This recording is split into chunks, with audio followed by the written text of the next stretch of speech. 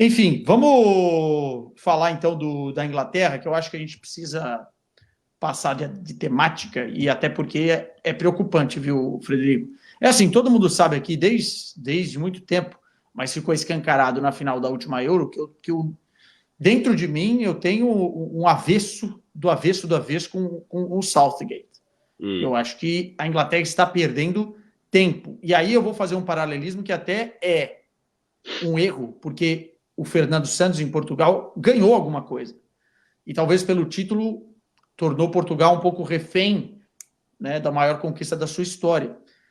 O Southgate, não. Tudo bem que você pode separar um ou outro bom momento, você fala sempre da Copa do Mundo, da última no Catar, né, contra a França, que jogou bem e acabou sendo eliminado. Mas é muito pouco, Fred. Joga muito pouco a seleção da Inglaterra.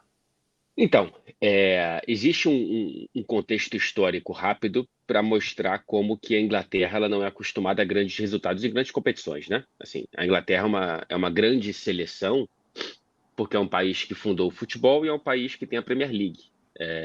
E tem grandes jogadores ao longo da própria história, mas é uma grande seleção que tem duas finais na história, entre Euro e Copa, e um título, que foi em 66.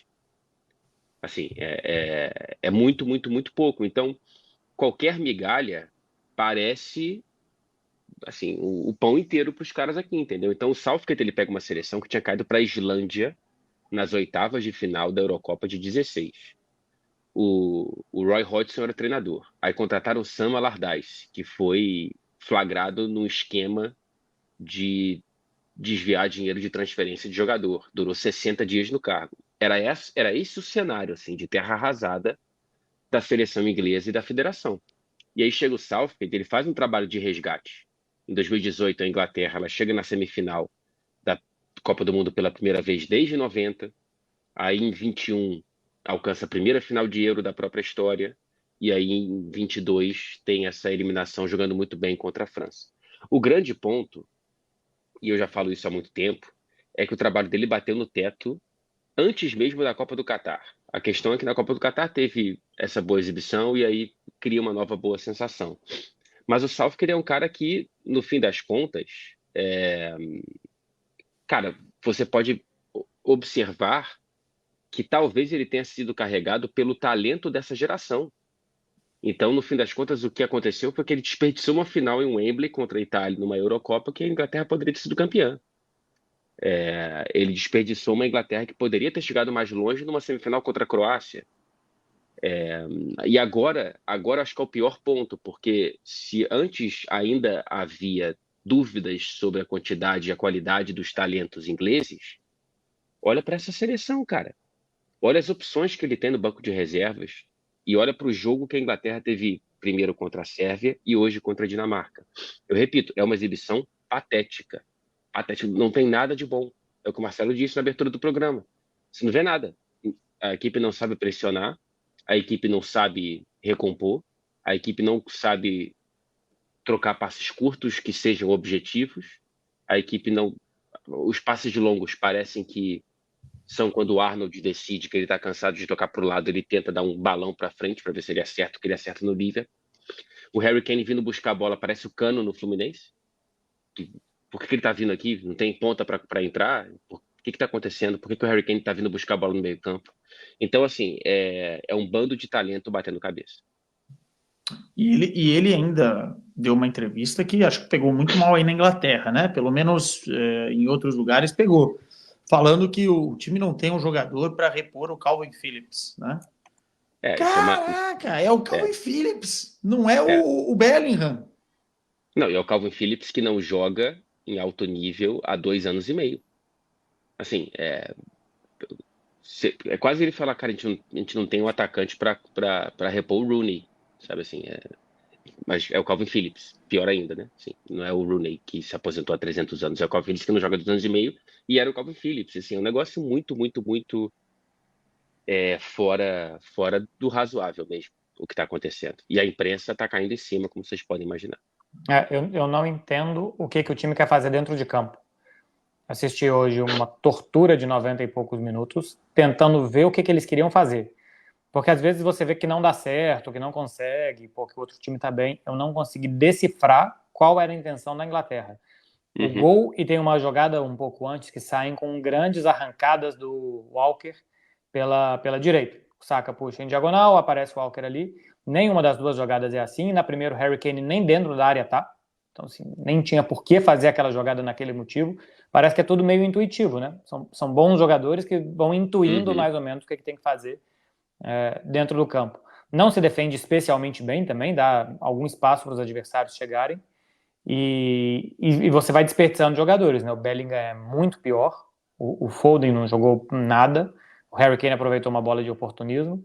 Você tem Cole Palmer no banco e o Saka jogando, e aparentemente vai ser impossível que os dois joguem juntos, porque ocupam a mesma faixa. Tem 3 laterais direitos jogando, por ausência de outros jogadores, ou da capacidade de encaixar. Enfim, eu não sei o que a Inglaterra quer jogar, não sei o que ela quer fazer na hora que ela tá em campo, nem como ela quer atacar, nem como ela quer defender, nem como ela quer potencializar os jogadores. Não tem nada a não ser muitos bons jogadores em campo, que talvez seja o suficiente para chegar até sabe-se lá onde. Mas de ideia de jogo eu não vejo nada. Não, vai que eu vou levantar uma bola aqui. Ele ainda chamou o Arnold no meio-campo de experimento. Assim, você tá na Eurocopa. Você não pode ter experimentos, ou pode até ter, mas assim, não fala isso publicamente assim. É um negócio. Foi muito feio esse pós-jogo do Southgate. Primeiro nesse ponto do Phillips e segundo nesse ponto do Arnold. O Arnold como meio-campista não deu certo. Até porque tá difícil dar certo nesse time, né? Hoje eu vi a pior partida que eu já assisti do Declan Rice. O Rice hoje ele foi triste. Então quando você tem tantos jogadores bons jogando muito abaixo do que podem e um experimento no meio-campo, é muito difícil que você não olhe para quem comanda esse time, que é o Southgate. 2 pontos aqui, você falou do Rice, só para a gente pegar esse rabo de cometa. Eu vi quem que falou que hoje, ou foi ontem, que o Rice é superestimado pela imprensa inglesa. Você chegou a ver essa declaração, Frederico? Vi. Foi não alguém? Conheço quem falou. Eu não conheço quem falou. Foi alguém do futebol. Mas, de qualquer forma, você acha que é um pouco por aí? Pelo que eu vi do Rice na Premier League, eu gostei. O que eu vi do Rice na Champions, achei também um pouco abaixo do que queriam. Mas eu também nunca achei todo esse morango que pintam. Parece que só porque ele tem o selo Premier League e é inglês, que qualquer coisa também já vira, né, atração.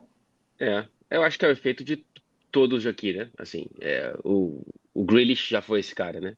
De ser o cara de 100 milhões da Premier League, etc e tal. Mas acho o Rice realmente um camisa 5 muito, muito, muito bom. Para mim ele é o segundo melhor da Premier League. Ele tá atrás do Rodri com alguma distância, mas para mim é o segundo melhor. Ele elevou o Arsenal a outro patamar. Mas existe uma percepção do Arteta que eu acho interessante a gente começar a interpretar também, que ele já começa a jogar o Rice mais de 8, né? Desde que o Jorginho volta ao time, ele coloca o Rice mais para frente e depois o Partey no lugar do Jorginho e o Rice segue à frente, e parece que a interpretação para a próxima temporada é que o Arsenal está atrás de um 5. Então, o Rice, que surge como um ótimo camisa 5 para o West Ham, tem todos os indícios de ser utilizado como um 8,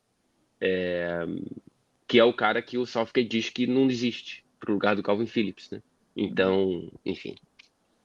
O Rice ser um bom 5 no West Ham, pela forma do West Ham jogar, que normalmente ele é dominado, você tem um cara para conduzir bola para contra-ataque e para bola longa para contra-ataque. Então, para isso ele funciona. O Arsenal, como tem que dominar, o 5 ele tem que ser o Xhaka, o cara que vai achar passe, que vai abrir espaço no meio campo, que vai começar a destravar, ou o Rodrigo, né? Que vai começar a destravar o time adversário. Para fazer essas chegadas à frente, que fizeram muito bem para o Arsenal na segunda parte da temporada com ele e com o Kai Havertz entrando muito mais na área, ele precisa de alguém mais posicionado mesmo entre os dois zagueiros, numa faixa mais central do campo para liberar. Então, o que se espera de um 5 do West Ham e o que se espera de um 5 do Arsenal tende a ser muito diferente. Então, por isso ele se transforma no 8, que é uma posição mais avançada mesmo, para poder aproveitar as características dele.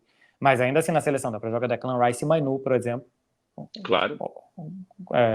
Não tendo o Calvin Phillips, você pode jogar sem um volante, um 5, e com 2 volantes lateralizados, Com muita tranquilidade você pode fazer isso. Então, não pode servir de desculpa nunca do Southgate.